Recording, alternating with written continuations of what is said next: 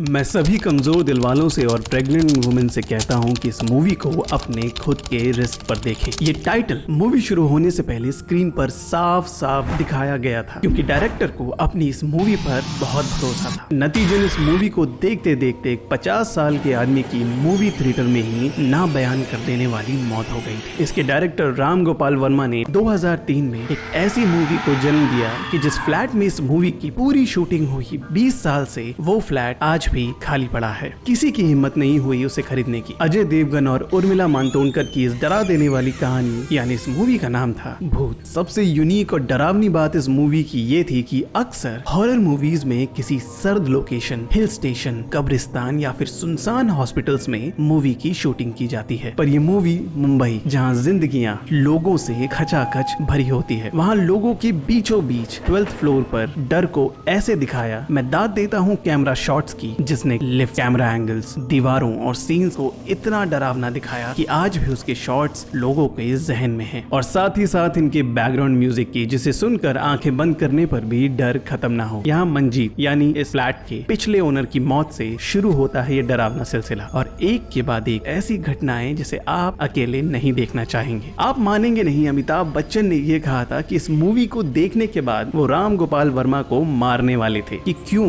इस मूवी को वो देखने आए। इसके जवाब में डायरेक्टर ने कहा कि शायद यही होता है एक सच्ची हॉरर फिल्म देखने का नतीजा, जिसमें डर इमोशंस पर हावी हो जाता है। ये हमारी लिस्ट की 5वीं मूवी थी, जिसे राम गोपाल वर्मा ने 2 फिल्मों से इंस्पायर्ड होकर बनाया था। सोचिए वो 2 मूवीज कितनी डरावनी होगी। उन 2 मूवीज में पहली मूवी का नाम है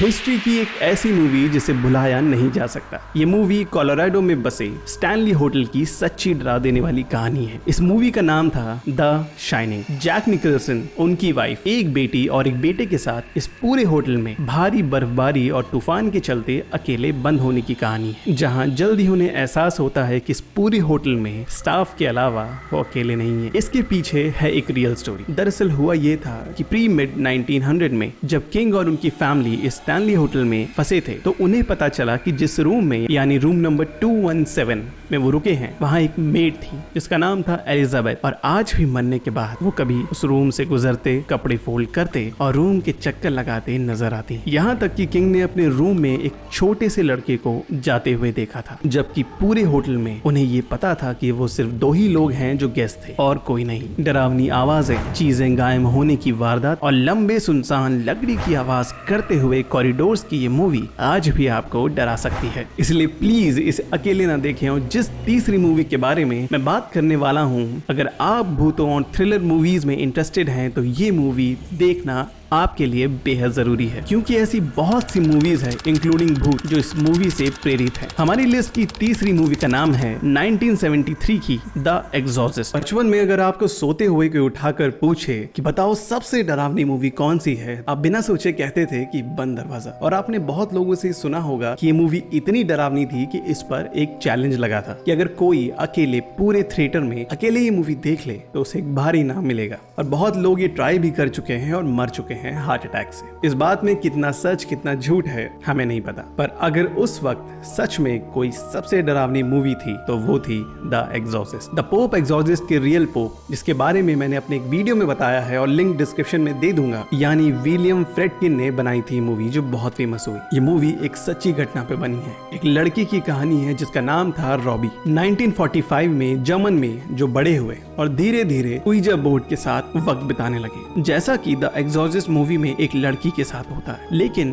उनकी आंट के गुजर जाने के बाद शुरू होती है चीखें, बदलाव और डरावने फिगर्स। असलियत में पैरानॉर्मल या जो पोसेस्ड लोगों को दर्द होता है, लोगों के जो एक्सपीरियंसेस होते हैं, उसे इस मूवी में बखूबी दर्शाया गया है। इस लड़की का एक दोस्त बनता है मिस्टर हाउडी, जिसे कोई और देख नहीं पाता, और इसके बाद होती है ऐसी ना बयान कर देने वाली चीजें जो मूवी देखने के बाद शायद आपके साथ रहेंगी। अगर आपने ऊपर की किसी भी 3 मूवीज में कोई भी मूवी देखी है अकेले, तो बताइएगा जरूर कि कैसी लगी आप। और अभी भी आप इस वीडियो से जुड़े हैं तो प्लीज इस चैनल को तुरंत यानी उस लाल सब्सक्राइब बटन को दबा दीजिए और वीडियो को लाइक करें, क्योंकि हर वीकेंड हम लाते हैं ऐसी ही डरावनी और इंटरेस्टिंग स्टोरीज खोजकर, जिससे आपका वीकेंड इंटरेस्टिंग रहे। यहाँ बात हो रही थी हॉलीवुड की, लेकिन इंडियन सिनेमा भी क्लासिक्स देने में पीछे नहीं है। हमारी लिस्ट की दूसरी मूवी यानी भारत में भी एक ऐसी मूवी बनी जिसकी स्टोरी सबसे हटकर थी। कैसे माइथोलॉजी और डर को एक साथ लाया जाए, इसे अनिल बारवे और आनंद गांधी ने बखूबी समझा और इंडियन सिनेमा को दी एक क्लासिक मूवी।